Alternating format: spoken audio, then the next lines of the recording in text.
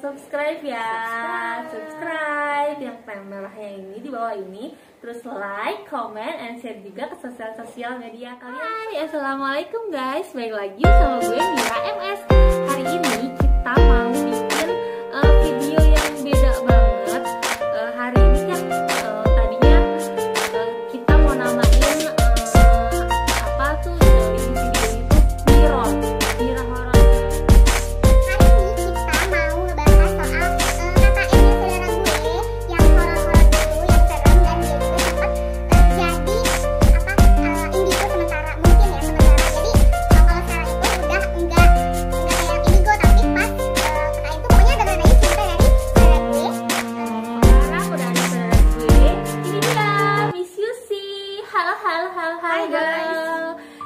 Hari ini kita mau ngedengerin sedikit cerita horor yang pernah lu alamin. Oke, bisa dimulai, Miss? Oke, jadi kejadiannya itu waktu kita ada di semester 6 pas gue bagian untuk pergi tugas KKN ke daerah Sukabumi. Nah, itu Sukabuminya tuh di mana? Tepatnya itu ada di daerah Parung Kuda. Nah, Parung Kudanya itu ternyata bukan di desa-desa yang masih rame. Nah, itu Sepi banget. Udah mau masuk ke arah Gunung Halimun. Kalau kalian udah pernah dengar, mungkin daerah-daerah yang udah pernah dipakai sama Chevron punya perusahaan gitu. Nah, nama desanya itu yang tempat gue KKN. Nah, itu namanya Desa Mekarjaya. Desa Mekarjaya, guys. Kalau ada yang pernah punya pengalaman di situ bisa komen juga. Nah, 1 bulan 1 minggu, mungkin sekitar 40 harian gue KKN di sana. Lama banget. Ya, dan itu susah pulang. Kalau misalkan kita ke sana, itu cuman ada 1 kali mobil dan itu waktunya cuman pagi aja. Jadi kalau udah ke sana serem banget ya kalau udah sadar. Ya, itu tapi serem jalannya. Jadi kalau udah pernah ke daerah Parung Kuda, lo tau kan ada stasiun di situ. Dari situ udah masih rame kan. Nah, lo pasti tahu mobil-mobil, gua namainnya mobil setan. Jadi mobil elep. Nah, iya. Nah, Kendaraan itu surga kalau kata gue SMP. Mobil setan ya. Nah, gue bisa naik itu sama teman-teman gue waktu kita kunjungan pertama ke Desa Mekarjaya itu. Berapa orang? Itu 4 orang cewek dan 1 orang cowok. Satu cowoknya. 1 cowok. Nah, kita ini beda jurusan. Tapi satu fakultasnya fakultas keguruan. Nah, gue nggak ada teman sama sekali dari satu fakultas dari jurusan gue bahasa Inggris. Jadi gue cuma sendiri dan jadi baru kenal semua. Baru kenal semua sama 5 orang itu gitu. Jadi pas kita kunjungan ke sana, pertama tuh kita nyari tempat tinggal, namanya posko gitu. Nyari sendiri, kesana nyari sendiri, harus datang ke kayak ketua RT-nya gitu. Nanti dia kasih rekomendasi misalkan ada rumah si ibu ini atau rumah kosong gitu. Nah, kita kebagiannya itu namanya rumah Ibu Yuyun dulu. Nah, Bu Yuyun tuh lumayan orang kaya gitu. Nah, dia punya 1 rumah gede. Terus kalau menurut gue sih rumahnya layak dan bagus sih gitu, bagus, gede juga. Terus strategis gitu. Tapi gue nggak pernah nyadar kalau rumah itu tuh rumah tusuk sate. Jadi ya kan kalau misalnya tusuk sate tuh biasanya orang bilang tuh serem gitu, horor gitu ya. Gitulah ya guys. Gitu. Terus udah dari situ kita nggak ngeh juga kan, karena baru awal-awal kunjungan. Nah, udah dari situ minggu selanjutnya kita ke sana lagi, kita ketemu sama Pak Lurahnya karena kita mau ngasih izin buat KKN 40 hari itu. Nah, udah dari situ udah masih persiapan di kampus. Akhirnya kita benar-benar rencanain banget kalau kita tuh nggak akan bisa pulang seminggu sekali atau berapa hari sekali itu kita akan susah pulang. Dan sebulan di sana? Full di sana.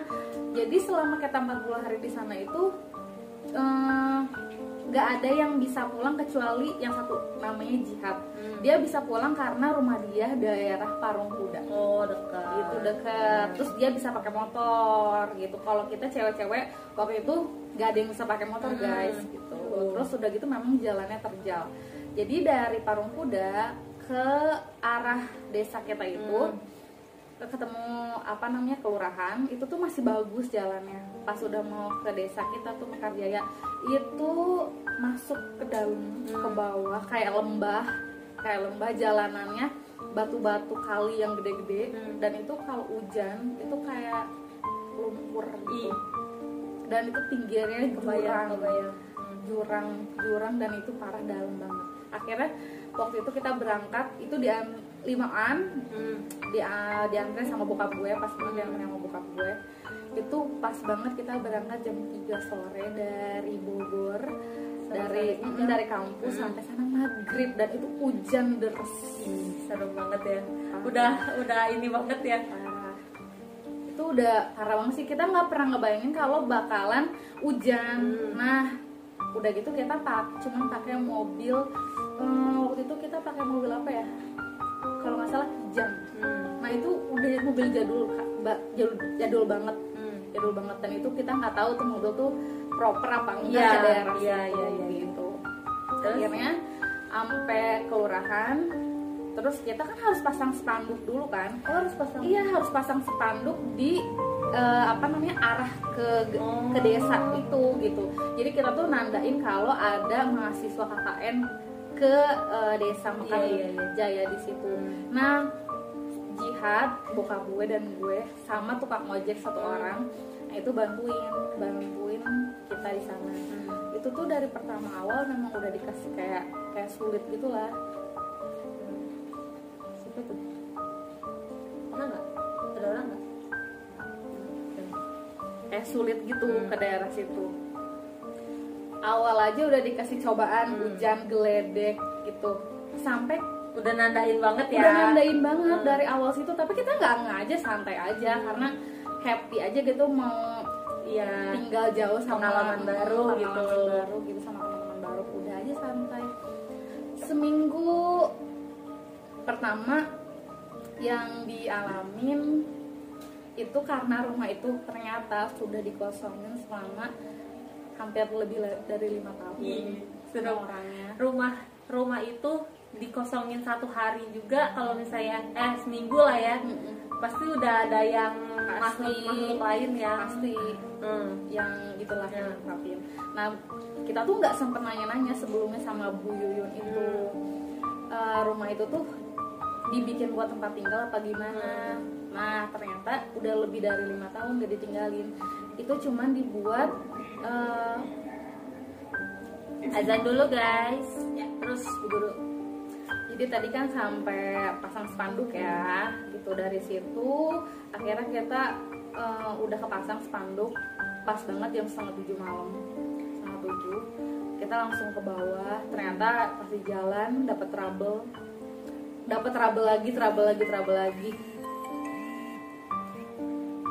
lagi. Mobil kita tuh udah hampir masuk jurang karena entah kenapa ya, nggak tahu, padahal udah baca doa atau apa gitu, udah hampir masuk jurang. Terus si bapaknya tuh kayak entah jadi sakit tiba-tiba kayak gitu. Terus pas ngelewatin jembatan, nah jembatannya tuh bayangin guys, jembatan kayu, kita harus ngelewatin pakai mobil, semuanya turun dong. Turun karena takut ambles gitu kan. Dan dari situ akhirnya nyampe juga ke posko.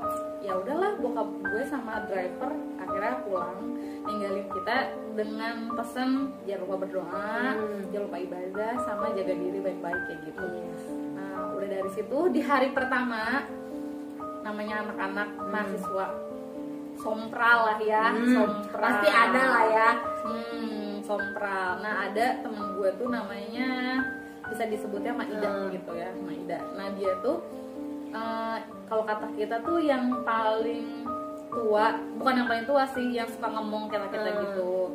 Nah dia tuh suka manjain kita tapi mulutnya sompral. Nah dari situ pas kita tidur gitu, malam pertama adem karena kita capek langsung tidur. Iya, jadi nggak kerasa apa-apa. Tapi karena Jihad cowok sendiri, dia tidur sendiri di ruang tamu gitu. Nah ruang tamunya kita itu ada yang di sebelah kiri sama yang di depan. Nah si Jihad itu tidur persis di depan kamar kita yang cewek nih gitu. Dia tidur cuman pakai sleeping bag guys. Nah dari pertama malam itu Jihad ngerasa kalau sleeping bagnya dia itu ditarik tapi dia nggak cerita. Waktu hari pertama nggak cerita, masih adem juga. Terus temen gue lagi sholat, si Nita namanya, dia sholat di kamar itu tuh kamar buat kita nyimpan pakaian sama barang-barang koper kita semua sholat di situ. Entah kenapa tuh koper jatuh sendiri yang kayak gitu. Itu tapi ya santai aja karena masih baru-baru. Nyangkanya angin lah gitu. Kayak positive thinking aja. Terus si Ida, si Dorang, semuanya tuh pada foto-foto. Ada di samping itu kayak ruang tamu, kayak ruang keluarga gitu. Udah sofanya gede-gede guys, bagus, rumahnya bagus banget. Tapi ada satu pohon sintetis gitu, warnanya orange. Nah mereka tuh pada foto-foto di situ. Entah kenapa habis dari foto-foto situ si Dorang sama Maida ini malamnya langsung panas badannya gitu. Mungkin nggak ini juga kan, mungkin kaget kali penunggunya ya. Kaget penunggunya kayak gitu. Nah udah dari situ akhirnya kita lupa lah, nggak pernah cerita kayak gitu. Dia udahlah sakit mungkin karena kecapean yang kayak gitu.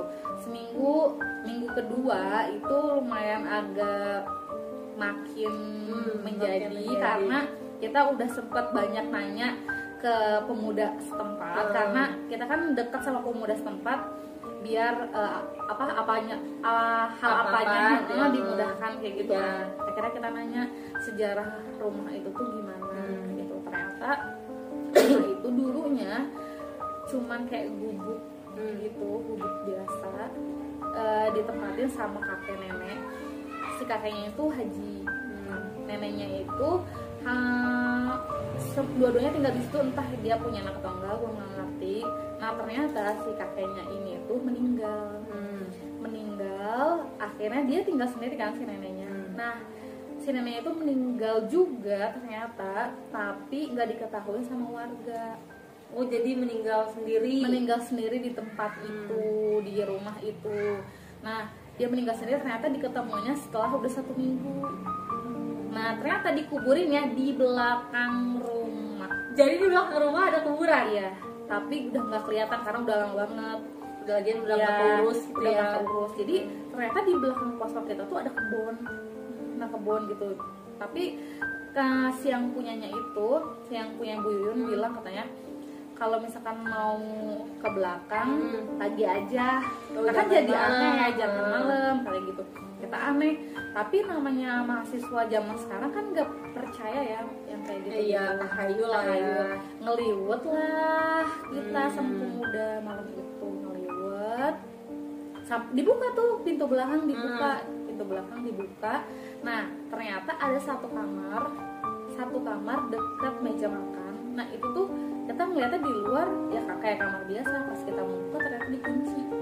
Nah dikunci, Jihad yang cowok itu dia tuh penasaran, naiklah ke kursi, lihat di ventilasi, ternyata itu dalamnya barang-barang udah dari zaman dulu banget dan itu tuh gelap banget. Dan kenapa harus dikunci? Jadi bikin penasaran kan.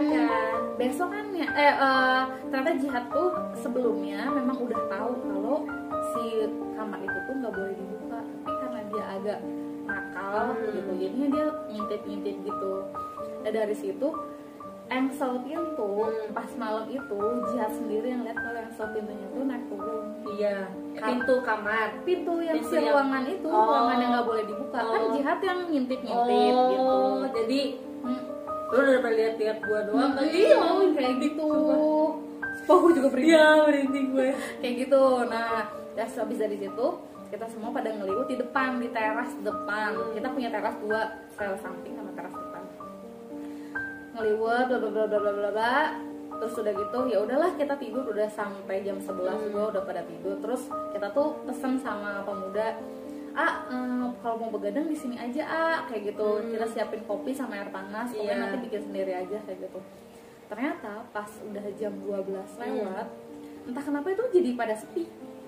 Pemuda itu pada pulang maksudnya? Iya, jadi mereka ninggalin kopinya pada di depan gitu, sepi. Nah di kamar, entah kenapa Jihad jadi pengen tidur di kamar, kita juga tidur aja di barengan.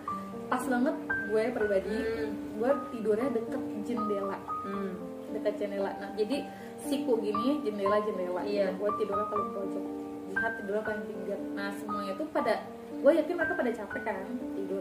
Pas banget gue lagi teleponan sama pacar gue gitu. Iya. Itu teleponan dari jam 1:30 sampai jam 3. Berani ya? Jam 3. Karena pertama gue nggak bisa tidur. Kalau gue peremin, gue makin keringetan, terus gue makin takut. Tapi kan kalau misalnya teman-teman lu pada tidur gitu, terus kita bangun sendiri, udah gitu kita telepon, my God, iya takut. sih. Nah itu tuh posisinya gue pakai headset. Si Doran, si Rifka tuh dia nyalain radio, tapi suaranya kecil gitu kan, radio suaranya kecil. Gue lihat mereka udah pada tidur, teman-teman gue. Udah gue pakai headset dong, terus gue tidur sambil nutupin pakai bantal supaya nyenyak lah gitu. Soalnya ininya tuh lampunya nggak berani mereka matiin kalau mereka tidur. Entah itu ya, gue ngedenger di radio atau gue beneran. Yang pertama denger sih dari pacar gue itu, coba kamu diem dulu deh. Akhirnya gue diem dulu kan, pacar gue diem, terus kata dia, kamu tidur deh mendingan, kata dia gitu. Tidur, emang kenapa? Udah kamu tidur aja, kata dia. Kamu denger apa? Itu aku denger ada yang suara yang nangis. Oh my God.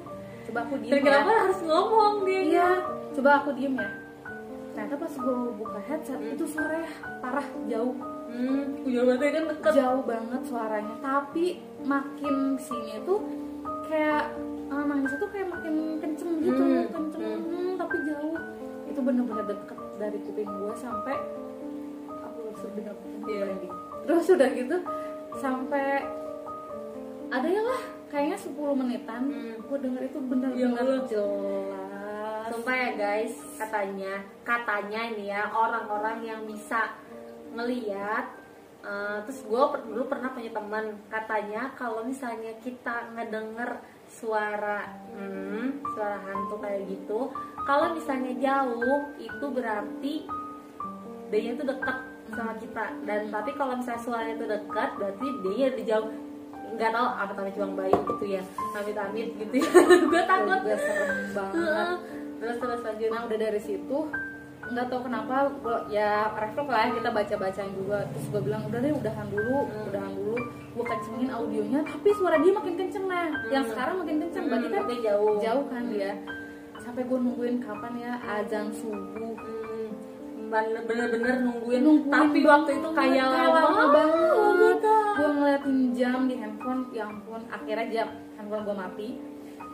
Ya udahlah, mau nggak mau gue paksain tidur. Besokannya gue nggak berani cerita sama teman-teman gue. Nggak berani karena gue tuh teman-teman gue tuh orangnya pada penakut gitu, pada penakut. Sampai si Dwi, Nita, Dorang tuh mereka kalau mau kamar mandi harus bareng-bareng. Lo bayangin ya, ke kamar mandi bareng-bareng, pipis bareng-bareng, jangan sampai aja BAB bareng-bareng kayak gitu. Lu bayang nggak kalau misalnya gue yang ikut suara kencang, oh no, penakut banget gue.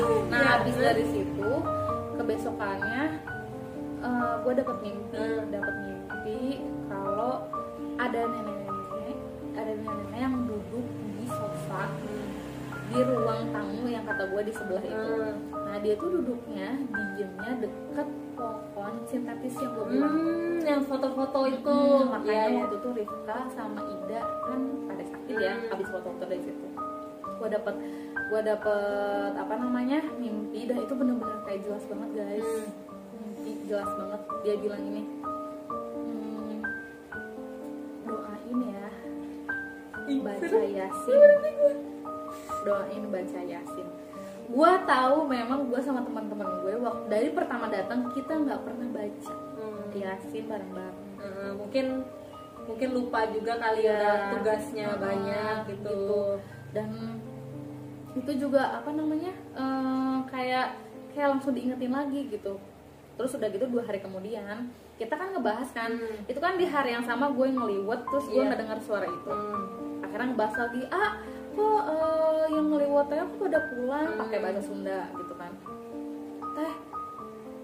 Tadi di dekat jendela hareup aya apa? Kok bersih gue pakai bahasa itu aja ya, cantik poci. Oh my god Gitu. Jadi mereka pada pulang guys. Terus lagu gitu. Oh my god, mereka pada pulang ternyata di malam yang sama, dan itu malam minggu.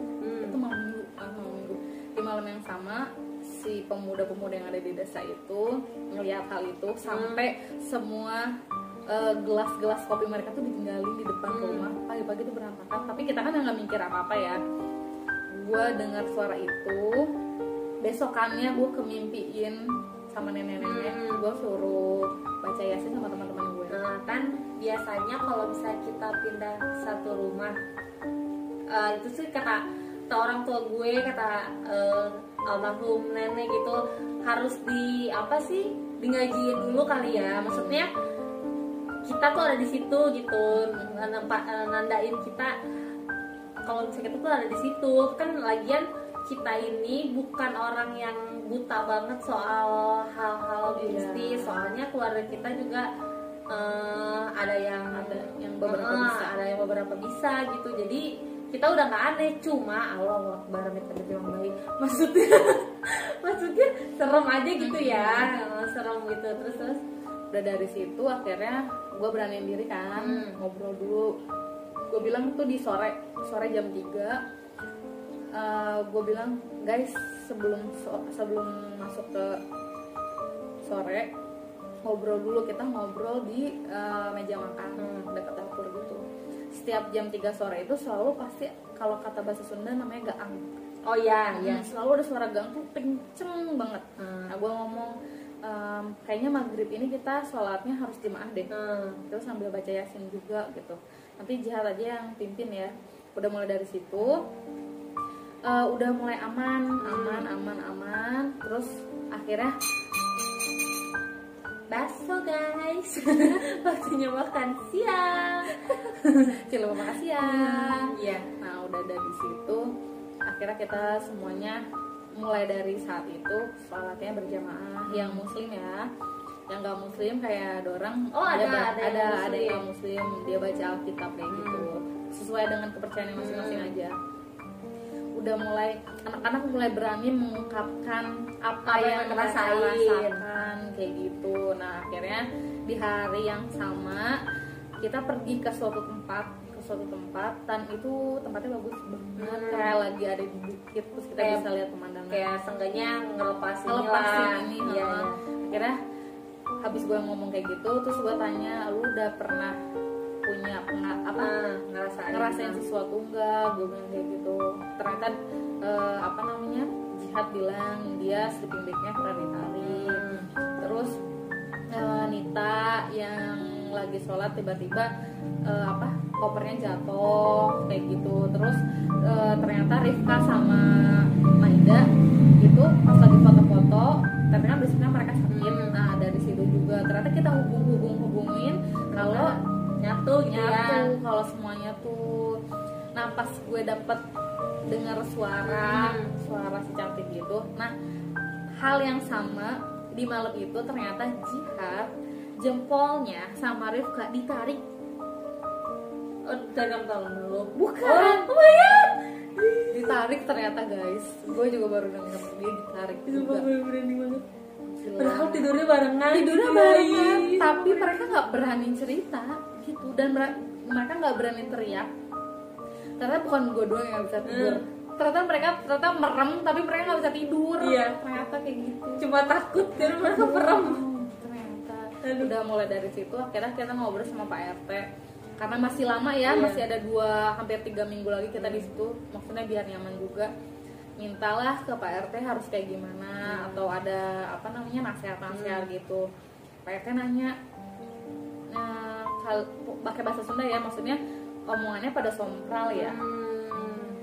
Kata bener guys, kita tuh berisik banget di posko itu, berisik.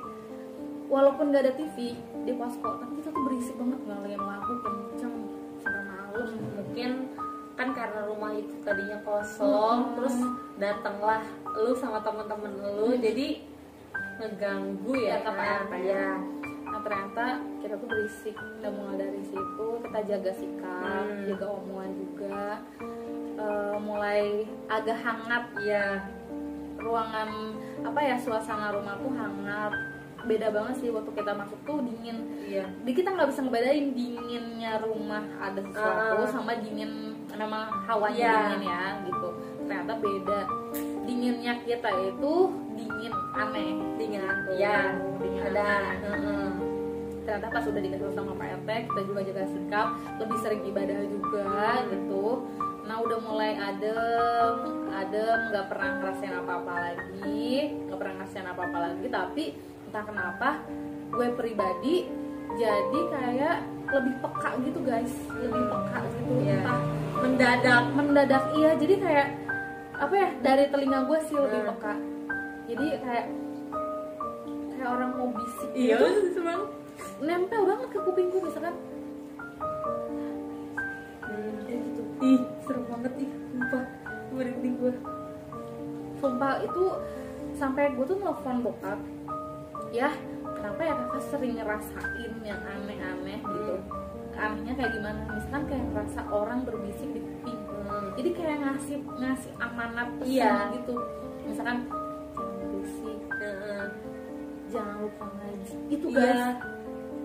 Gue sih keingetan karena memang rumah itu kan rumah Pak Haji ya dulunya, jadi memang sering dipakai ibadah. Mungkin kita diminta kayak gitu biar lebih getol juga ibadahnya gitu. Udah dari situ kita sering pergi ke tempat lain. Nah mulai peka. Dorang lu jangan apa, kalau lagi dapet lu buangnya yang bener ya. Jadi gue tuh cucinya yang bersih. Jadi gue tuh suka ngasih pesan-pesan atau omongan yang aneh kalau kata teman-teman gue gitu. Jadi walaupun mereka baru kenal, tapi seminggu pertama sampai minggu yang ketiga itu gue tuh aneh kata teman-teman gue. Jadi gue sering, Maida lu jangan duduk di situ. Ya, sering gitu. Jadi kayak apa sih? Kayak ini aja gitu, kayak penyampaian pesan. Iya, kayak penyampaian pesan gitu guys. Misalkan tapi lu ngerasain lu aneh nggak? Iya, aneh banget.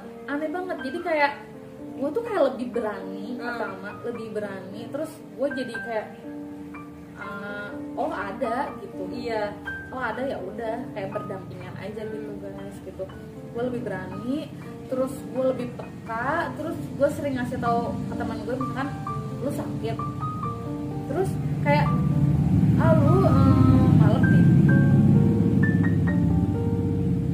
lu sakit ya, gue bilang kayak gitu. Terus udah gitu agak dipijitin dikit, terus ternyata si Dwi suka ngelamun gitu, jadi dia kayak kesambet gitu. Iya, tumpangan kali ya, kayak gitu ya. Makanya entah sampai akhirnya minggu keempat pas udah mau balik, biasa kan dari dosen suka ada kunjungan yang kayak gitu, dibilanglah katanya tempat gue tuh nyaman, enak. Iyalah ya, bukan seminggu pertama kan gitu. Nah keluarga gue juga sempat datang, termasuk nyokapnya dia. Nyokapnya datang ke posko gue. Nyokap dia itu tipikal yang dulunya bisa ngeliat gitu, dan benar-benar sensitif banget, membuat kita jadi mau nggak mau harus terbiasa sama hal-hal kayak gitu. Jadi sebenarnya kita semua tuh penakut banget karena cerita-cerita dari mama gitu ya. Jadi dia menjelaskan makhluk-makhluk itu tuh bentuknya seperti apa aja gitu. Ya gitu. Nah, terus lanjut. Udah dari situ keluarga gue datang, nyokap gue, bokap gue, adik gue yang dulu kemarin tuh masih SMP, cewek sama driver yang waktu itu nganterin kita sama bokap gue juga. Nah pas dateng kalau adek gue tuh kan tipikal pelor gitu ya guys, nempel terus ngeliat tempat enak terus sofa enak dia langsung tiduran. Nah kita sama sekali udah nggak pernah mikir apa-apa lagi dong. Udah yang lain pada makan, dia main handphone di sofa yang samping, tanpa ya namanya karena gitu ya, duduk aja gitu, langsung duduk aja gitu. Akhirnya ya udah jalan-jalan makan, cerita-cerita. Akhirnya keluarga gue pulang, ternyata besokan harinya adek gue nelfon, katanya malamnya itu dia kayak merinding dan nggak bisa tidur, terus kayak ada dia yang ngikutin, terus dimimpiin sosok neneknya ada di dapur rumah gue, ikut yang di mobilnya, sumpah merinding gue. Jadi dapur rumah gue tuh ke arah ruang tengah itu kan ada kayak pintunya gitu ya gitu, tapi nggak ada pintunya jadi cuma pakai hordeng. Nah itu tuh nongol di mimpinya dia. Sumpah kalau gue gitu ya, nggak tahu entah kenapa. Makanya pas gue tanya kemarin ngapain aja, ternyata dia seharian tidur di sofa itu yang dekat pohon. ngeliatin kali ya gitu guys. Ternyata banyak gitu lah cara-cara kayak gitu. Ya udah akhirnya itu sih yang paling gue juga nggak ngerti, ternyata orang yang baru datang aja dikasih sambutan hangat dan kayak gitu. Nah dari situ udah habis KKN gue masih peka sih, cuman untungnya sekarang nggak begitu. Itu serem banget. Dan dari